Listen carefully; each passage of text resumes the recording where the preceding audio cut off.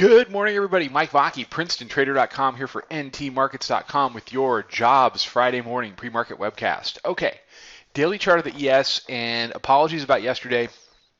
A combination of the storm knocking out my power, erasing some indicators on my chart, which I absolutely need to trade during the day, and then when we did get into the trading day, things get really busy, and I'm in the room with the subscribers, and um, when those days get busy, my focus has to be there. So apologies, and we try to get these out every day, but sometimes Mother Nature and the market doesn't let us do that.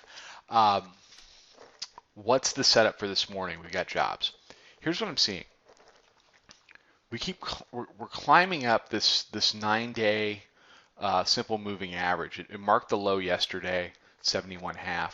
Right now, it is 73.5, which matches up pretty well with our pre FOMC number, which is down at 73.25. So if the reaction is positive to jobs and we get a muted move down into the 73s that holds, that's definitely an opportunity to get long.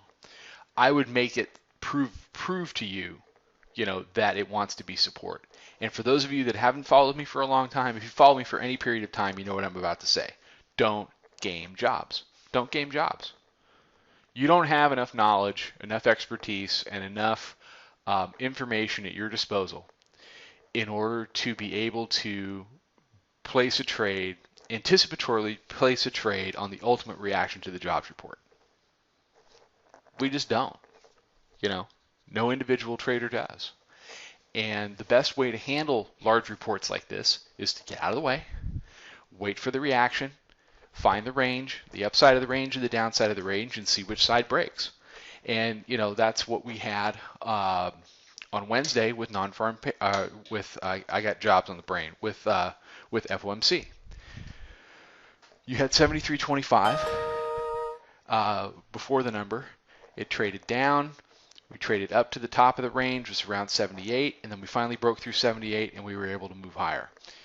When that low end of the range that was already established down at 70, when that gets established as support, then okay, now I can become involved.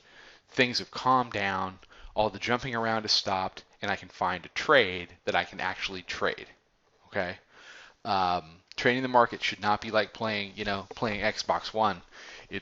You need to wait for all those jiggles and wiggles to get out of the market. New traders love to trade the whip and the movie. And more experienced traders just sit there and go, "What are you doing?" You can do well if you are fast, but it's the one time that you're not fast enough that can really damage your account. So, what are the numbers I'm looking at up here? My principal concern on the upside is 82.83. 82.5, high here. 82.75 the high yesterday. The bulls are out of time. They're out of time. The bell has struck. They have to take out 82.75 with conviction today and go to work on the highs. That has to happen off of a positive reaction to jobs. If we establish 82.5 as the high of the range of the high of the jobs reaction range, okay? I hope that makes sense. When we have a reaction to jobs, there's going to be a level that's established. If the upside of that range is 82.5, the bulls are in big trouble today. Big trouble. Because not only has 82 to 83 been established as the jobs reaction range high, it pretty much solidifies it as a resistance ceiling from back, into